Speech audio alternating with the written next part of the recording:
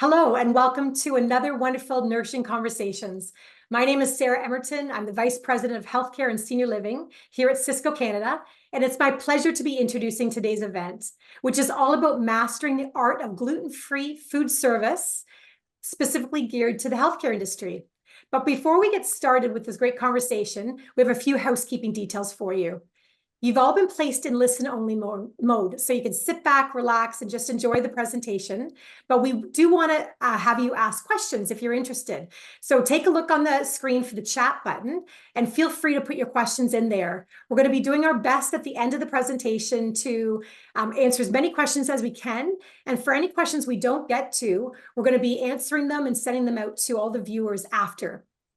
So also, if you're having any technical support challenges, please click on the help desk button. And there's some good guidance there to help you work through the technical challenges you're having. And be sure to mark your calendars for our next Nourishing Conversation, which is coming up on June the 19th. We have experts that are going to be talking about the IDSI diet. So without further ado, let's get started. Joining us today is Celiac Canada's Doris Foster and Shelley Case, along with Daryl Neamtu. They will be leading an insightful discussion designed for healthcare culinary professionals and managers, equipping you with the knowledge and confidence to provide great gluten-free meal service. Doris Foster began her career as a registered dietitian in the hospital sector. She then went on to obtain her MBA and has over 40 years' experience in healthcare management. She's now the Director of Support Services on Ontario Shores Centre for Mental Health Sciences in Whitby, Ontario. Doris is on the board of Celiac Canada and was the lead author of the Celiac Canada resource, Gluten-Free Food Service and Healthcare, a Practical Guide. On a personal note, Doris and both of her daughters have celiac disease, each diagnosed at various stages in their lives. So Doris and her family really understand the challenges associated with both requiring a gluten-free diet and providing excellent gluten-free food service within the healthcare sector. Next, it's my pleasure to introduce Shelley Case. Shelley is a leading international expert on the gluten-free diet. Shelley is a registered dietitian, author, speaker, and consultant with more than 40 years' experience. She's a member of the Celiac Canada Professional Advisory Council and chair of the Celiac Canada Dietitians Working Group. Shelley is a sought-after media source, conducting hundreds of TV, radio, online, and print interviews. As a popular speaker, she delivers numerous presentations at medical, nutrition, celiac, and food industry conferences throughout North America. As the author of many journal articles on celiac disease and gluten-free diet, she also contributes to a variety of other publications for health professionals, consumers, and the food industry. Shelley's best-selling book, Gluten-Free, The Definitive Resource Guide, is a highly recommended resource for many health professionals. In recognition of Shelley's major contributions to the field of celiac disease and her dedication to educating health professionals and individuals with celiac disease in North America, she was awarded Queen Elizabeth Golden Jubilee Medal, as well as King Charles Coronation Medal. Congratulations, Shelley. Shelley also has celiac disease, and so she too understands the challenges of following a strict gluten-free diet for life. And last but certainly not least is our host, which is Daryl Neamtu. He's the president and founder of DN Hospitality and is dedicated to enhancing food services in long-term care and retirement communities from all his worldly experiences from high-end restaurants, hotels, government residences, and cruise lines. With his extensive experience in healthcare dining, he's developed and implemented training programs, dining programs, and food service technologies that prioritize safety, nutrition, cultural relevance for seniors. His expertise is working with food service managers, dietitians, and care teams, and helping them with improved meal quality, service efficiencies, and the overall resident experience. Through DN Hospitality, Daryl continues to drive innovation and excellence into seniors living food services, ensuring that every meal supports well-being and quality of life. Thank you all for being here. What an amazing group of people we have to speak with us today. I'm going to pass it over to you, Daryl, to get the conversation started. Thank you, Sarah. I appreciate that warm welcome, and we're so very happy to be with you today. So, Shelley, time to dive in. How about you tell us a bit about celiac disease, please? Okay, this will be a quick celiac 101. Celiac disease is an inherited autoimmune condition triggered by the consumption of gluten. And gluten is a general name for a group of proteins found in the grains wheat, rye, and barley. And what's unique about this is that it can develop at any age, including the elderly. So people can be eating gluten their whole life, and then something turns this autoimmune switch on and they become intolerant to gluten. We estimate that about 1% to 2% of the population has celiac disease, although some countries like in Finland and Sweden, the incidence is at 3%. And one of the challenges of people having celiac disease is getting diagnosed properly, because we actually did 3 major studies at Celiac Canada over the last 20 years, looking at the length of time it took from someone when they first complained to their physician of some symptoms to when they actually got diagnosed. And the mean was 10 years, some longer, some shorter, but it hasn't improved a lot, even in 20 years. So we still have a lot of work to educate health professionals about what celiac disease is. And one of the reasons why it's often underdiagnosed or the delayed diagnosis is that it presents differently in everyone. It's not the same. Like in diabetes, you're tired, you're thirsty, you're going to the bathroom, and your blood sugar is high.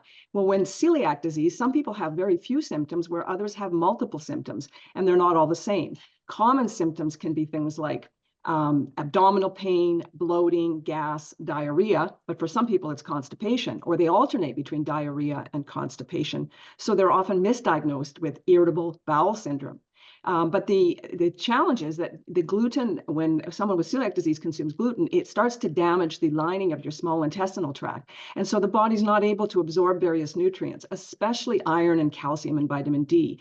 And so a lot of these people become anemic and they're very tired. But there can be a lot of other symptoms that can occur with celiac disease, and that's why we call it a multi-system, multi-symptom disease. They can have bone and joint pain, muscle cramps, their skin bruises easily. They have this some people have an itchy blistering rash, which is called dermatitis herpetiformis, which is the skin condition of celiac disease.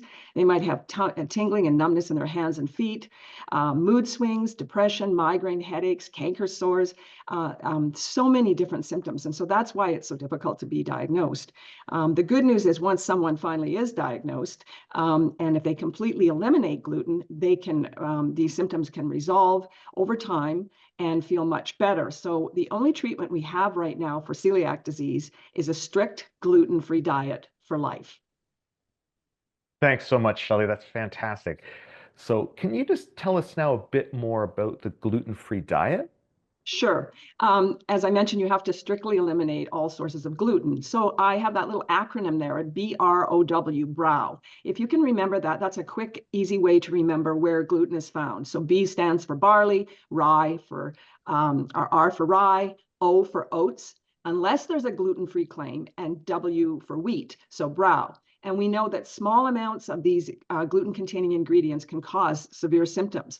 So one of the ways that we can help people in food service determine if a product is safe or not is to look at the list of ingredients. And you're looking for those barley, rye, wheat, which are the gluten-containing grains, and oats if there's no gluten-free claim, because oats are highly at risk for being cross-contaminated with barley, rye, and wheat, because they're often grown on the same fields. The farmers are using similar equipment for planting, harvesting, storing in the same bins, transporting in the same trucks, and the mill may be milling other grains besides oats. So barley, rye, and wheat definitely have gluten in it and must be avoided, and oats, unless there's a gluten-free claim where they're specially processed, and we'll talk about that a little bit later. So you're looking in the ingredient list for any of those words, and if you're looking in and you don't see any of those in the ingredient list, then the next thing to check is immediately following the ingredient list is a contain statement. You're looking to see if there's any contain statement, and if there's a contain statement for wheat, rye, or barley, or it even just says contains gluten, then you know that product is not safe. So that's a quick little tip about the gluten-free diet. Great. So, oh, sorry, Shelley. yeah, I was just going to say, so people often ask, okay, but sometimes you don't just see exactly those 3 words, barley, rye, and wheat. So, I mean, you can see barley. Bulgur is a type of wheat. Brewer's yeast is derived from barley. Couscous is from wheat. Durum is a type of wheat. Malt extract, malt flavoring, and malt vinegar all contain the barley protein that has gluten, so you have to avoid those. Regular oats, as I mentioned, rye, semolina, triticale, which is a cross between wheat and rye, and then all forms of wheat bran, wheat germ, wheat flour, and wheat starch. So those are the brow ingredients to be avoided.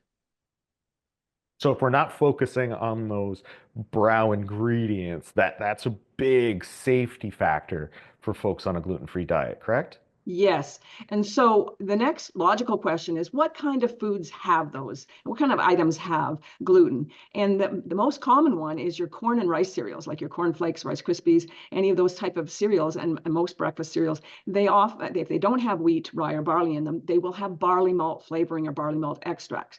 Fortunately, we do have some gluten-free versions of those. Many of your sauces, like even soy sauce, most soy sauces are a combination of soy and wheat.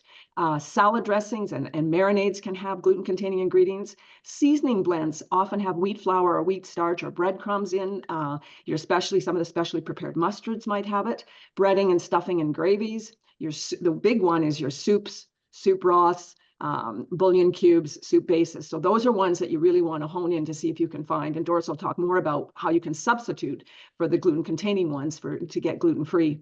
Meatloaf, hot dogs, and processed meats, burgers, beef, fish, or chicken often have a filler, and they can be breadcrumbs or wheat. Your plant-based meat substitutes, with everybody going plant-based, you really have to be careful, because in order to increase the protein content of a lot of these plant-based burgers and nuggets and different things, they put in vital wheat gluten, which is the last thing someone with celiac wants to be eating. Textured vegetable proteins, self-basting poultry, even imitation seafood and things like your sushi, and that they put in either a potato starch or a wheat starch in with the type of fish. So those are some, but we have another list on the next page. French fries and hash browns and potato wedges. There's two issues with these, is they often are done in the same deep fryer as other breaded items like your battered fish and things like that, onion rings. And so that's a problem. If they're done in a dedicated fryer, you still have to look at the ingredients, because some fries and potato wedges and hash browns have additional ingredients and can be a gluten-containing one. Your baked beans can have wheat flour or cornstarch. Dry or roasted or flavored nuts can have it. Often seasoned rice mixes and rice pilafs may have a broth that has a gluten-containing ingredient. Some of your potato chips, corn chips, and snack foods can have gluten-containing ingredients. Chocolate bars often have it. They may often have barley malt flavoring, chocolates, and licorice. Some of your non-dairy beverages, you have to be careful with those too, because they can put some barley malt flavoring, or they're made with an oat-based drink is made with regular oats. And there's even some, believe it or not, some flavored or herbal teas that can have some barley malt in there, flavored coffee and coffee substitutes. Beer, ale, and lager are out of the question because they all are derived from barley or wheat, and even communion wafers. But the good news, Daryl, is there are many foods that are naturally gluten-free. Now that I've given you all this list, thinking, okay, what's left for someone to eat? Well, your plain meat, fish, poultry, eggs, nuts, and seeds, your pulses like dried beans, peas and lentils, milk, most yogurt and cheeses, all your fruits and veggies, butter, margarine, and oils, your sugars, honey, molasses. And, there's many gluten-free specialty cereals, pastas, breads, and other baked products that are made from some gluten-free alternatives. And there's a number of gluten-free grains. But remember, these have to have a gluten-free claim on them. So that's an important point. So what are the alternatives if you can't bake with the wheat flour and barley and other ingredients? Well, the good news, again, is we have many alternatives. So there's things like arrowroot starch, amaranth, buckwheat. Now, it sounds like there's wheat there, but it is actually not. It's actually from the fruit related to the grain of related to rhubarb. And so as long as it's got a gluten-free claim on it, buckwheat is safe, cassava flour, corn flour and cornmeal, flax, mesquite flour, millet, nut flours, oats, provided they're pure and uncontaminated and have a gluten-free claim, your potato starch and potato flour, your pulses and pulse flours, like I mentioned, your beans, chickpeas, lentils, and peas. Lentils are particularly at risk for cross-contamination because they're grown often in rotation with wheat on the fields. So you want to be careful. If you can't find a gluten-free claim, then you could at least put the lentils on a cookie sheet and pick through just to double check, because I do that and I often find the odd wheat or barley kernel in there. Quinoa is another grain that's fine. All your different types of rice, rice bran, sorghum, soy, tapioca, and teff. So remember, we're looking for gluten-free claims on these naturally gluten-free foods. So this is just a little chart taken from a resource that I will mention. Doris will mention this at the end.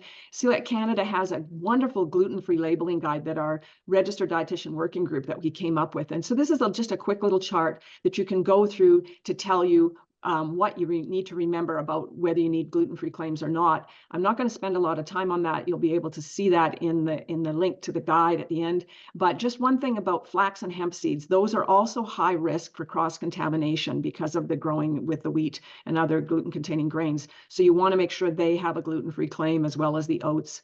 And so that just is a handy tip. So that is really just a crash course on the gluten-free diet. There's so much more, and that's why I've written all these books, because they're not only helpful for health professionals, but people in food service, because I've got lots of charts in there to tell you what's allowed, what's not allowed, things to check. I have recipes, menu plans, nutrition information, what are good sources of various nutrients, information about celiac. So Doris will mention that again at the end. So thanks so much for giving me the opportunity to share about celiac disease and the gluten-free diet.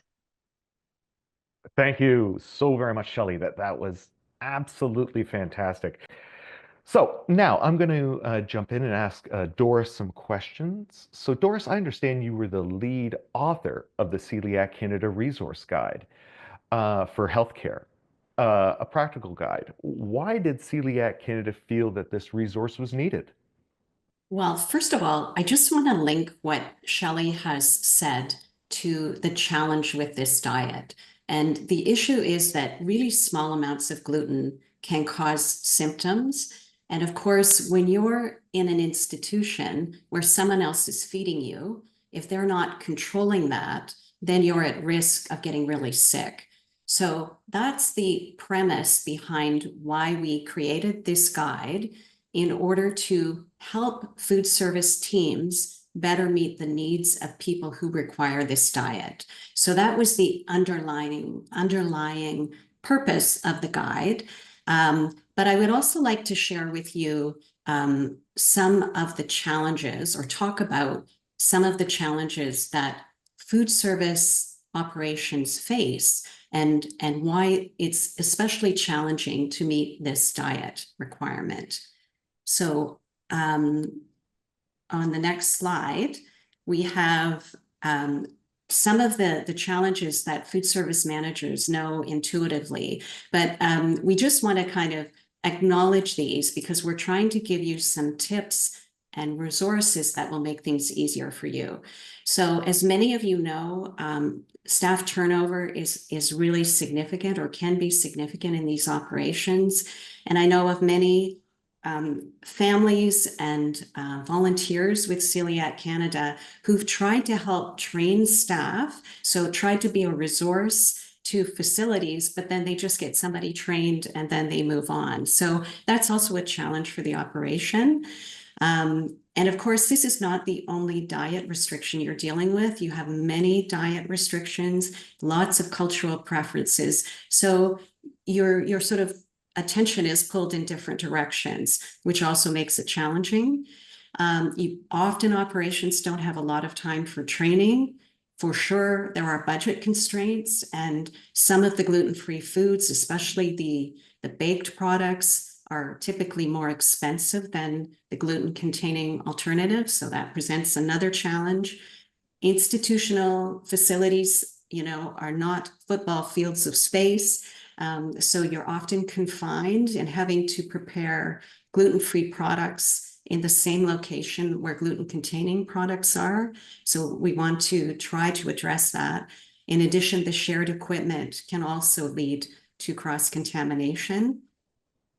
There can be language barriers amongst staff. Oftentimes there are different cultures working together. English may not be their first language. They may not understand what's being communicated easily. And so that presents another challenge. And on top of all of that, many their hospitals tend to have outsourced kitchens. I'm really lucky to work in a facility that has a scratch kitchen. But if you're outsourced, you have less ability to customize and less ability to offer great gluten-free food that you've would enable you to have more variety. So moving along, we wanted to share with you some of the insights that surveys done by Celiac Canada in the last couple of years have revealed. And one is this large survey that Celiac Canada did in 2022, which Shelley referenced, where up to 75% of people responding to the survey said that they had difficulty getting gluten-free food in healthcare facilities. And 20% said they found it difficult often or very often. And at Celiac Canada, we receive lots of concern from our community about the inability to get gluten-free food when the patient or resident is really reliant on someone else to provide food to them. And particularly in long stay situations, like in retirement homes and long-term care, where you're there for months and longer, the patient can get really sick. And there are some very sad stories about patients, really declining in these facilities. And the families really feel it's due to the fact that even though the facility may be trying, there's still cross-contamination occurring. And that's why we want to try to really improve the knowledge about how to control that so you can keep your patients and residents safer. And then in addition to that big survey, in 2023, we surveyed healthcare food service managers. We had over 150 Canadian managers respond, and only about 60% felt they were meeting the needs of this population. And of course, we want that to be 100%. And we got significant requests for a resource to help them do better, which is, to your point, Daryl, why we created this resource, which is available on the Celiac Canada website. And it's packed with information about how to do this in a more easy way in your facility. And we'll go through some of the top tips in this webinar, but you can dive into the resource and get a lot more information. So yeah, that's why we created the resource. So I think maybe the most important thing, if you take nothing away else from this webinar, is that there are practical tools in the resource in the appendix that helps you train your staff. So there's a resource to train your cooks, your prep staff, and the people who serve, including PSWs, for example, and nursing. And these tips or these training materials on one page is something you can print, take with you to talk to your staff. And so when you have patients in your facility or residents that are struggling, this is a great way for you to train your staff and increase their skills, and for you to think about what aspects of these training tools are you perhaps not addressing. We've had about 1,100 downloads of this guide, so we're really pleased with that.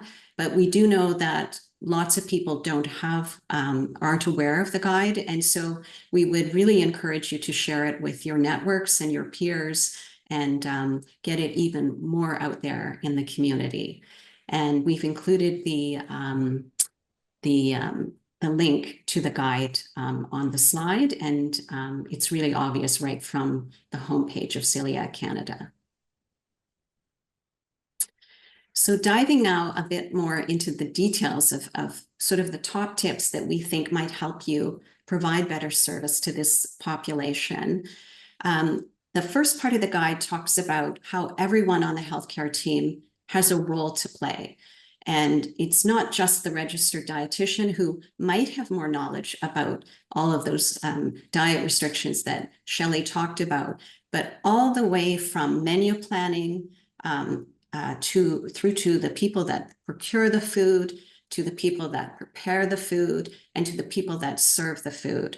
All of those people need to have at least a basic understanding of the requirements to make your service sort of bulletproof, if you will. And we encourage that when a patient is admitted on a gluten-free diet and they have celiac disease, that a registered dietitian visits them early in their stay so that you can understand as the food service manager what that patient normally eats at home and an understanding of how you might match it as best you can in your facility. And also you might have the family bring in some products that you might be able to serve that might improve food service for them. Often families are more than happy to help you sort of enhance your service. And also another role of the registered dietitian is to help you create and plan a menu that's easy for you to implement and sort of be your coach or consultant and help you get a really solid menu that's cost effective and easy for you to deliver. So some other important things to consider. Many distributors like Sysco have filters on their order guides. So you can sort by gluten-free and see what products they have available.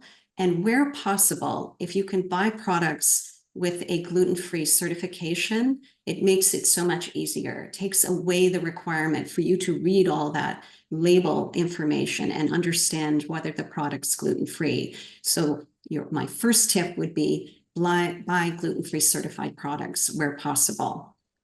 Having said that, if you are reading labels, as Shelley mentioned, if the product isn't certified gluten-free and you read the label and it says at the bottom may contain gluten, you should not serve that product because perhaps there's trace amounts that are going to cause problems for your patients. So do not serve products with may contain gluten statements.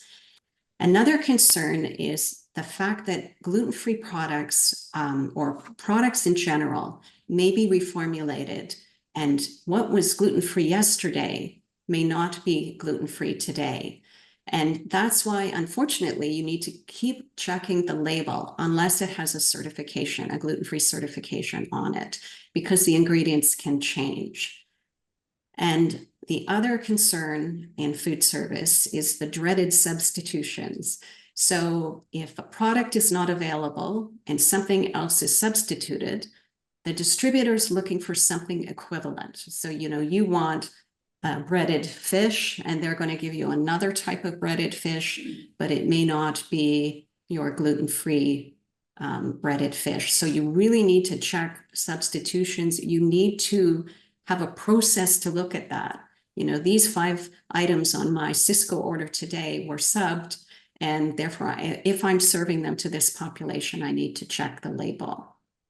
If you're ever in doubt and you don't have the resources to make a decision, the people to help you do not serve it.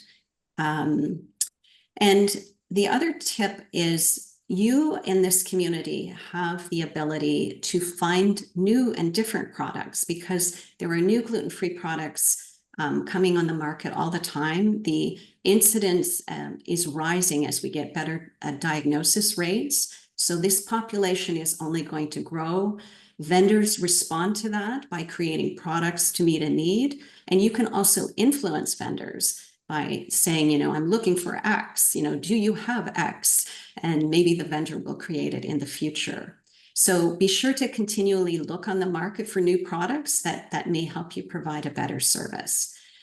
And then my last tip, and I would say maybe the most important tip that I've seen in my career, is the swapping out of these ingredients that are pervasive in food service, but may not be gluten-free. So for example, if you make soups in your facility and you don't use a soup base that's gluten-free, you're going to eliminate all of those soups from this population. And of course, you're trying to give them variety, especially with long stay for many reasons. So if you can buy a gluten-free soup base, a gluten-free gravy base, if you can thicken with non-wheat flours, so for example, cornstarch, as Daryl's going to talk about in a few minutes, if you can buy soy sauce, there are gluten-free soy sauces, and salad dressings that are gluten-free, you will have sort of the building blocks to offer way more options to what can be a very restrictive diet. And in the facility where I work, we have a great food service manager who, when she came to this role, she looked at all this wheat flour thickening that was going on and asked the question, why do we do that? Do we need to do that? Sometimes we don't need to thicken at all. And if we do, we can use other thickeners.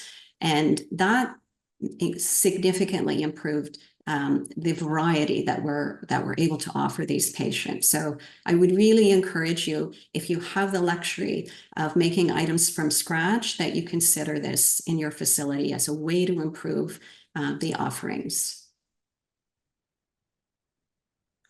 And a few more tips.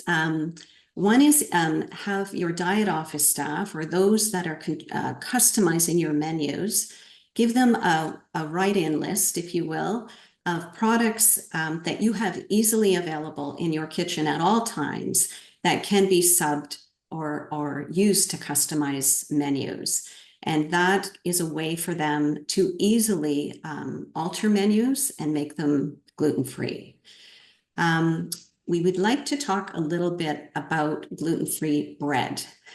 So no matter how great the vendor is, and gluten-free breads have come a long way. I do want to say they've come a long way over the years, but generally speaking, if you're serving cold gluten-free bread in a hospital setting, for example, on a tray, it tends to be dry and kind of hard and not moist.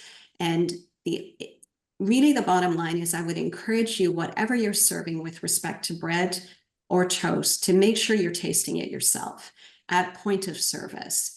Generally speaking, you want to warm gluten-free bread. So for example, in a waxed paper bag warmed up in a warmer, or if you're in a dining room setting and you can have a separate toaster so you don't get the cross-contamination going on and serve gluten-free toast, that's great. But generally speaking, gluten-free bread served cold is not ideal. And we encourage things like wraps or other types of gluten-free products that do better at room or cold temperatures. I'd just like to touch on the whole cross-contamination thing for a minute. There's a whole section in the guide, but generally speaking, if you're working in tight spaces, you want to prepare your gluten-free products first and then your gluten-containing products later so that you keep the surface clean for your gluten-free products and you're prioritizing them. And Daryl's going to talk about sanitation and making sure you're not using the same utensils in both products, etc. But it's incredibly important that you really are trying to separate gluten. And Daryl talks about it in his video. It's like a hazard. So you're looking for it all along the process and trying to minimize contact with it as much as you can. In addition, we really encourage that trays going to celiac patients are checked by a supervisor if possible. And in a dining room setting, that some of your leadership team are helping the staff understand what's gluten-free and serve those gluten-free patients first, make them again a priority before all the gluten gets out there into your dining room. Another tip is don't share condiments in bulk. So you don't have the issue of double dipping. And so, I put butter on my toast and then some, I put my gluten-containing crumbs back in the butter. We don't want this. We want all condiments to be either separate, individual for the gluten-free patient, or at least served from some sort of squeeze bottle, where appropriate. And really, the bottom line would be try to improve the quality and safety of gluten-free food service. Think about if you or your family, your parents, or your grandparents are in these settings and you require this diet to be healthy, and just think about what you can do to make it safe for them but also palatable and good tasting and with variety. And try to get your staff engaged in this, use their creativity, try to get, make a big fuss when they do things in a positive way. Where possible, have the patients thank them if they do something for special seasonal events like Christmas, and really build up their confidence, but also thank them for paying attention to this population. Doris, that's absolutely fantastic. Thank you so very much for all the tips and resources for that you provided within the guide. Shelley, I'm going to toss it to you because it's quite odd if I ask questions to myself. Okay, Daryl, I'm sure everybody would like to know a little bit about your interest in improving food service in retirement homes and long-term care. So what are your top tips to improve service given the challenges that I and Doris have brought forward? Thank you. I appreciate that, Shelley. So first off, today's residents, and most importantly, tomorrow's residents, aren't the same as a few years back, right? We're changing with the time, and we need to ensure that we're considering all the residents' needs. So some of the big tips, it's spend that time, talk with your residents. They're living with you. You want to make sure that they're happy and that ensure that they're safe.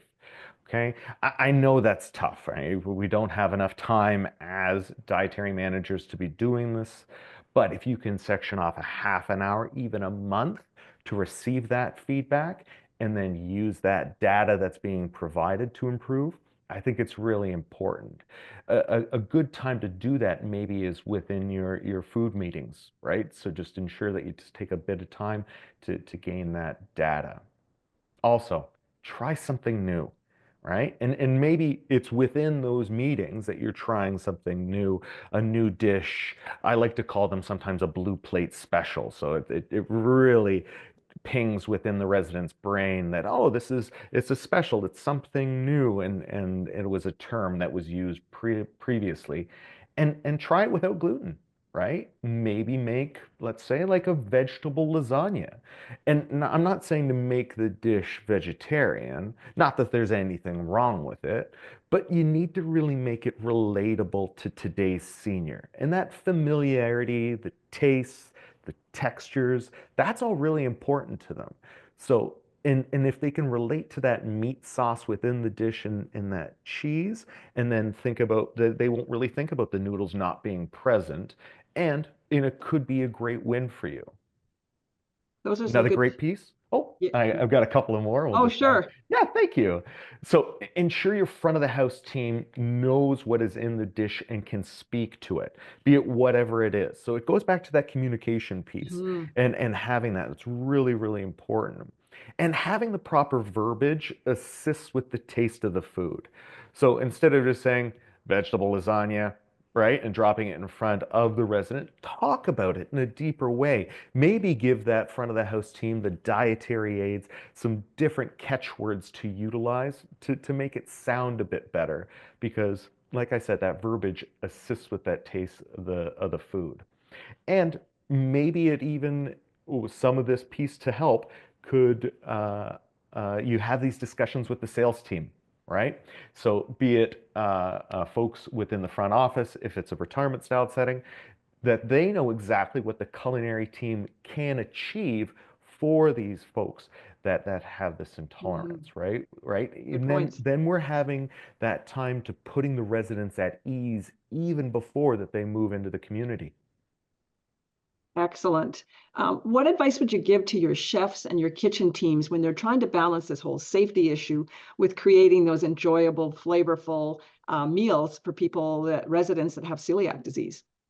A big piece of this is make a plan, right? Know when and who will be doing that extra work. I love Doris's point about doing the gluten-free items first and then the regular items after that, or the contain items with gluten after that fact. But having that understanding of when it's going to happen is really, really important. Prep and production sheets, especially for that added work that's going to be completed. Yes. It shouldn't just be a rush. Oh my gosh, we got to get this done now.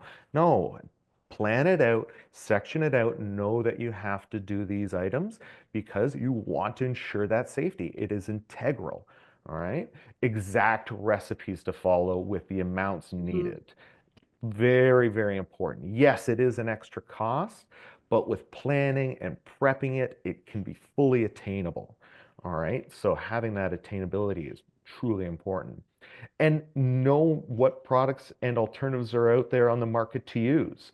With having that knowledge and giving that knowledge to the entire team, then there may be within that chef or culinary department, they'll have that understanding, and through that creativity, maybe they've used a product in a past life, maybe they've done something else in a past life that they can bring to now the residents to improve what that selection could be. Those are good, really good tips. How about how can the healthcare food teams improve the communication between the kitchen staff, the caregivers, and the nursing teams to enhance service? Truly, truly, truly needed. So thank you for asking this. Detailed care plans and an organized effort between all departments to ensure the safety, right? Having these discussions beforehand and then not making it that it's that you've totally forgotten about it and hasn't have that plan in place. I love to use a pre-meal meeting. So even beforehand, before that service happens, you can have these discussions and ensuring, okay, well, we know that Mr. Johnson at table 14 is has this gluten-free issue, so let's ensure that we're not providing this dish and we've got something set and ready for them.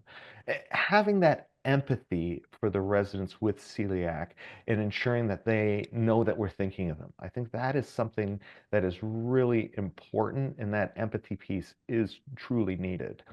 That additional knowledge and support is massive for the enjoyment of the food that you're going to be creating.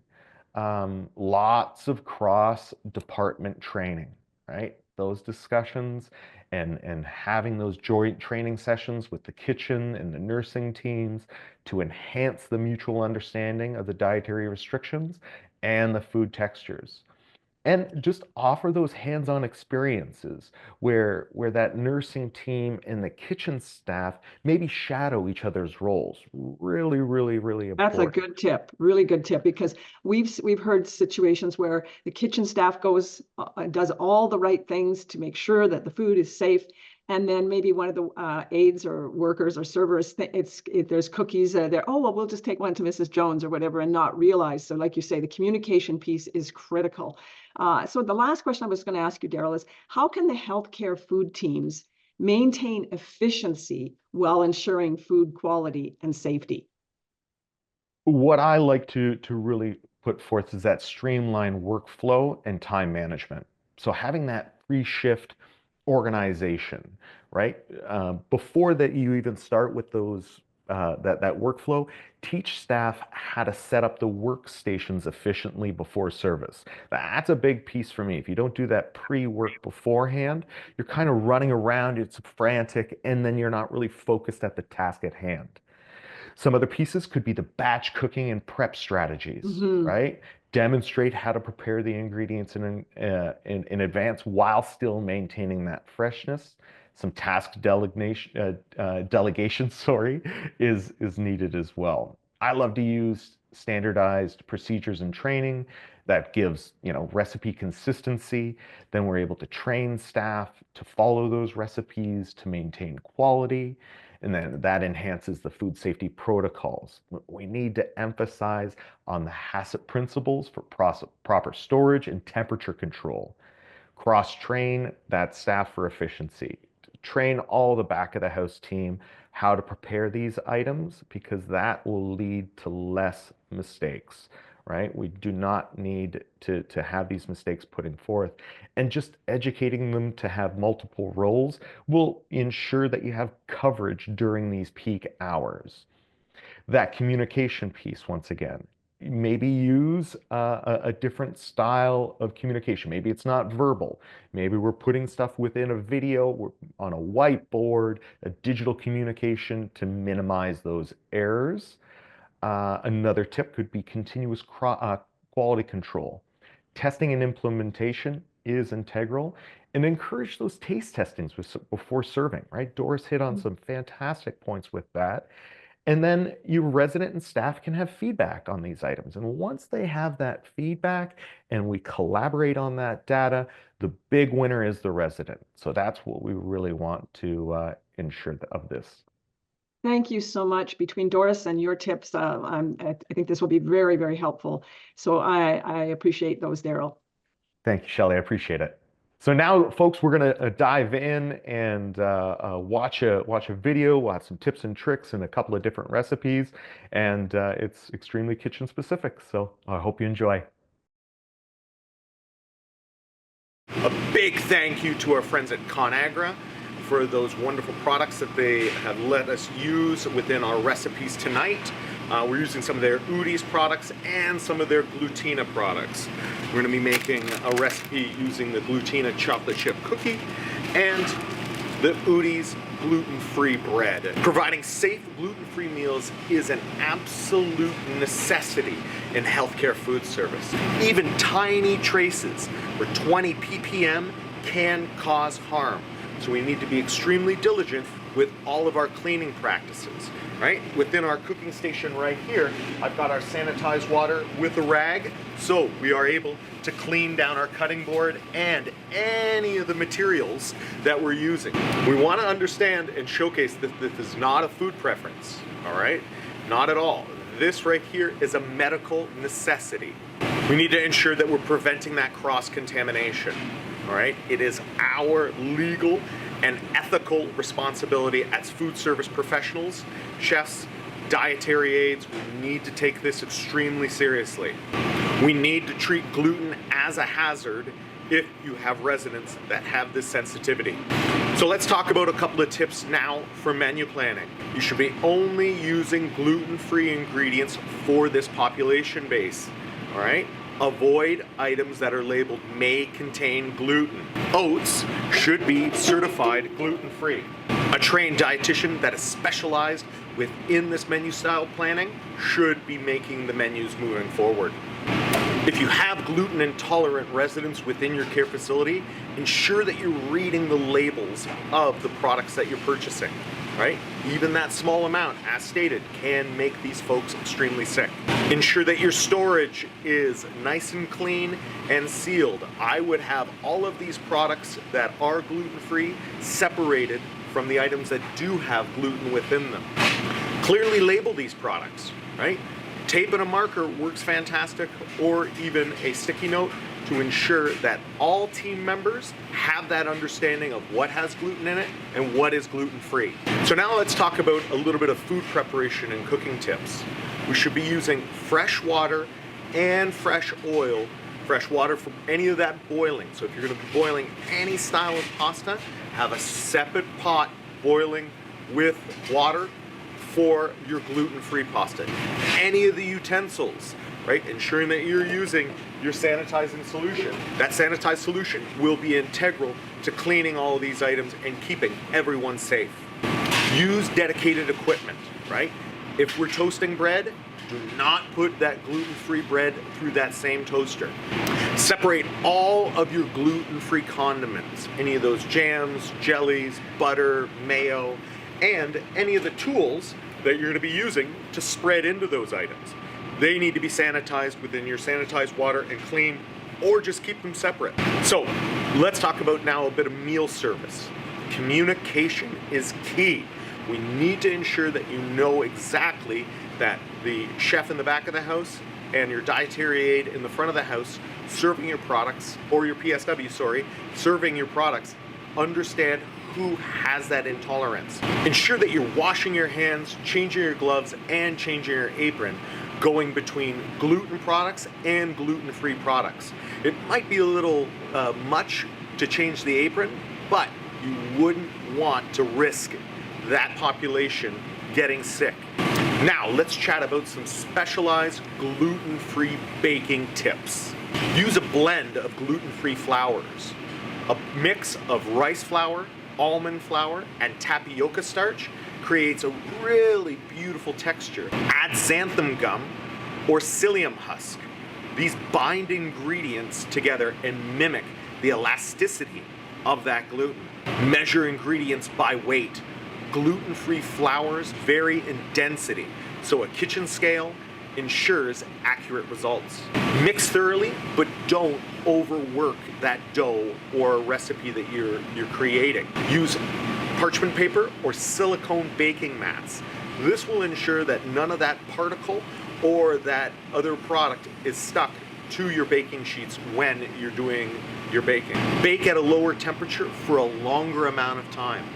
Gluten-free baked goods can brown extremely easily and create a crust, so we don't want that excessive heat to be cooking these items. So now let's talk about some troubleshooting tips when you're baking with gluten-free flours.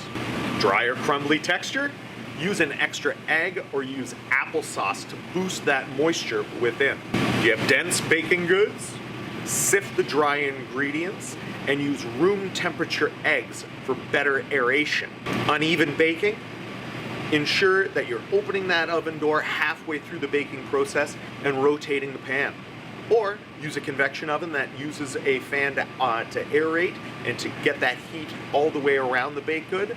Even better, utilizing a combi oven if you have one. Baked goods not rising? Ensure your baking powder and baking soda are fresh and active. So let's now talk about some prep items. I like to batch cook all of my gluten-free items. That way, I know that I can store them safely, put the proper date, and I know they're done safely. Ensure that you're labeling your leftovers clearly as well. You have these gluten-free products left over, ensure that they're separate from other leftovers, just in case you need to reuse them. Within that batch cooking, if you're doing a large amount, that's when you can store and freeze all of these products as well, ensuring that safety once again and reducing that workload. Be cautious with pre-cut vegetables or fruits. They could be produced in a facility that doesn't have the strict standards of gluten-free practices. Always read your spice labels. Some spices do have an anti-caking agent that does have gluten within it. Some processed meats might have some gluten within it as well, so ensure that you're checking any style of toppings for sandwiches, pizza toppings, or any of those other styles and products. So we're just going to showcase a couple of tips within these recipes. We're going to make a gluten-free stuffing. What we have done here is we've added, and to make this gluten-free style stuffing, we're going to be utilizing some fresh sage, a little bit of lemon, and then also we've roasted our vegetables for this stuffing as well. This just adds more depth and complexity and flavor to these dishes, and that's what we're truly looking for. So we've got our roasted off celery and our onion. We've got a bit of lemon that we are going to zest within here. So we're just using this zester here to get that product off, or sorry, just that skin off of the lemon. Ensure that you're not going too deep into the lemon as well, because underneath that skin is the pith, and it's extremely bitter. So we don't want any of that bitterness coming in. So we'll utilize that lemon, and then we've got some beautiful fresh sage. And fresh sage is going to boost that flavor within this stuffing and really give it a great flavor and texture. So just going to chop this up nice and fine here.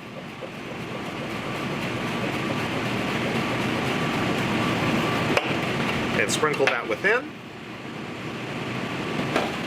All right. And then just in case if there was any cross-contamination, I know that there wasn't, but I want you to be in this frame of mind. We're going to clean our cutting board down. Very important and integral. And then back into our sanitized water. So now it's time we're going to dice some of our gluten-free bread that we're using for this recipe, and then we can easily get it stuffed within the product. Let's say that we're going to make a turkey, all right, because we use that beautiful fresh sage and lemon and all of that olive oil. So that would be a great mix to add in with this gluten-free bread, giving it, like I said, a real big depth of flavor. And that's what we're really looking for, is just taking that product and ensuring that it has great flavor, great texture for all residents. We just mix all of this product together and then bake that off. and we've got a delicious stuffing to serve. So we'll clean down our station once again, ensuring that safety and that responsibility to our residents. And we're gonna make a little bit of a chocolate chip banana pudding cake. So we'll chop now all of our bananas, right? We've just peeled them so they're not browning in any way. So that's great. We can get nice thick slices that we're cutting here all the way across. And we'll start to build our pudding. We're gonna layer a little bit of this pudding on the bottom of a pan. We'll add our chocolate chip cookies on top of that. We'll add our bananas on top of that. And then more of this beautiful pudding.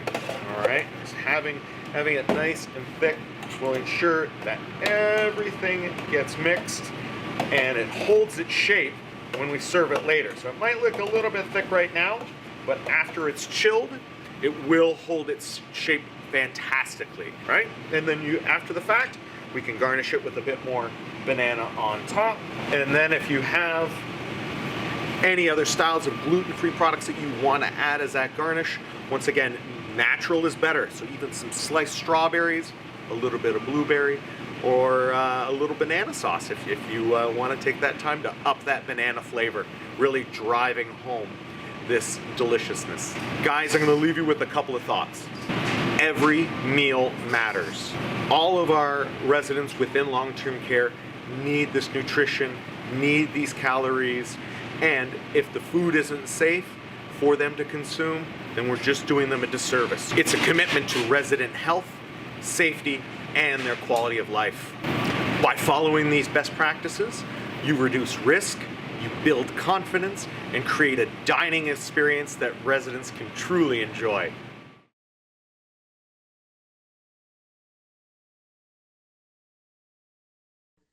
Thank you, Daryl. That was great. I really appreciate the activity in a live kitchen and you really bringing the food guide to life.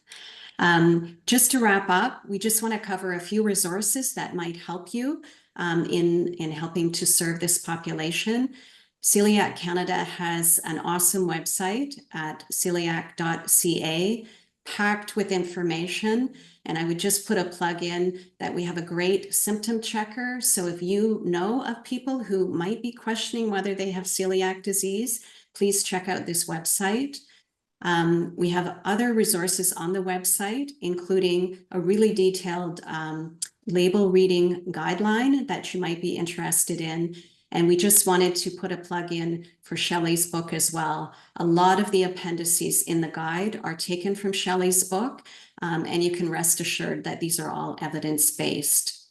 And just our final comments, we really want to thank you, the food service community, for taking steps to improve gluten-free service in your operations. Many celiacs would appreciate anything you can do to improve your service.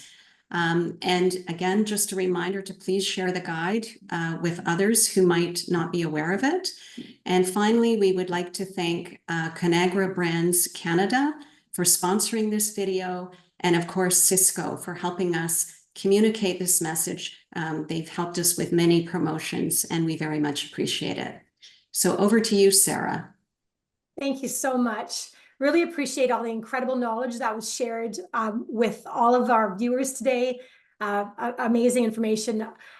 We did, over the course of the presentation and discussion, receive lots of great questions, but we're at time. There was so much wonderful information shared with us. We're at time, but please know what we're going to do is we're going to answer all of your great questions. We're going to compile it together and send it out to you in an email after today so that you can get your questions answered. So Doris, Shelley, Daryl, thank you so much for being here today, sharing your amazing brains, your experiences, your knowledge with everyone. I'm sure everybody came away with lots of new information and ideas. So thank you from the bottom of our hearts. Thank you very much. Coming up on the screen now is going to be a QR code. We'd love to get your feedback. We want to hear about what you thought of today's conversation. Also give us ideas for future conversations. And a reminder that please mark your calendar for our next event, which is going to be all about ITSE. And it's coming up on June the 19th. So on that note, that wraps up our event today. Again, Doris, Shelley, and Daryl, thank you so much for the conversation, and to our listeners for tuning in. Thanks for your participation, for your partnership with Sysco, and we'll see you again soon. Bye-bye.